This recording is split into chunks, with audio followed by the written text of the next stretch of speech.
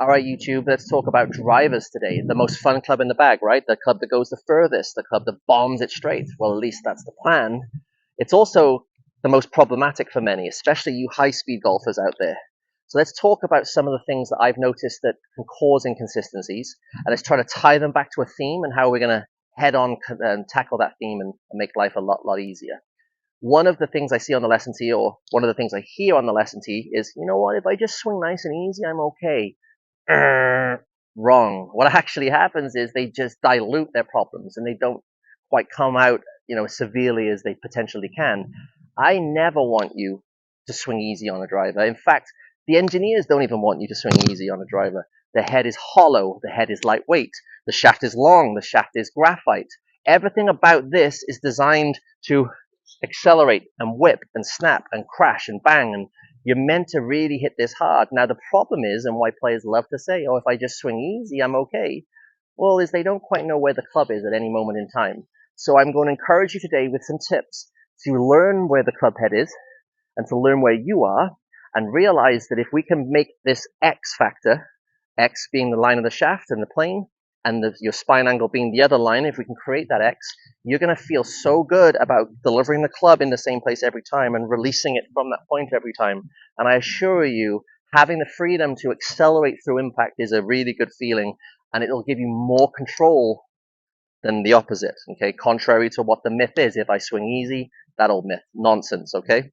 So some of the things I like to feel like, and I am a sufferer of early extension, I've been battling it my whole career, and one thing I notice is as I get into this position, my hips and my spine angle straighten.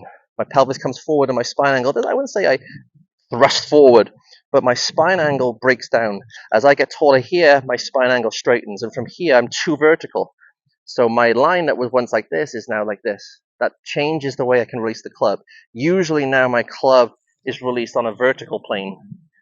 The swing plane's not meant to be vertical. That's a Ferris wheel. It's meant to have a bit of a tilt. And with the help of a great coach, and hopefully I can share some of that insight for you viewers today, and he showed me, if I can get the club to stand up, or at least feel like it stood up here, as it turns for home, I'm going to feel like my hips push backwards. Watch what happens as I push my hips backwards. You see how the hands kind of fall with me? So now I have a shaft and the butt of the club pointing back down to the golf ball, and my spine is tilting the other way.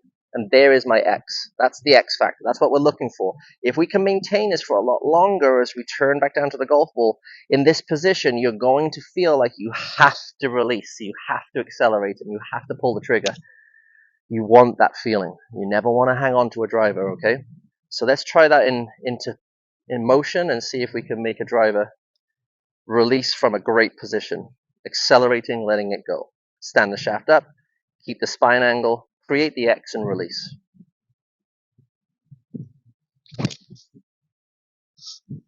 Yep, I'll take that one all day.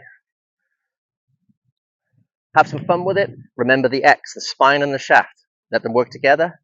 Bombs away.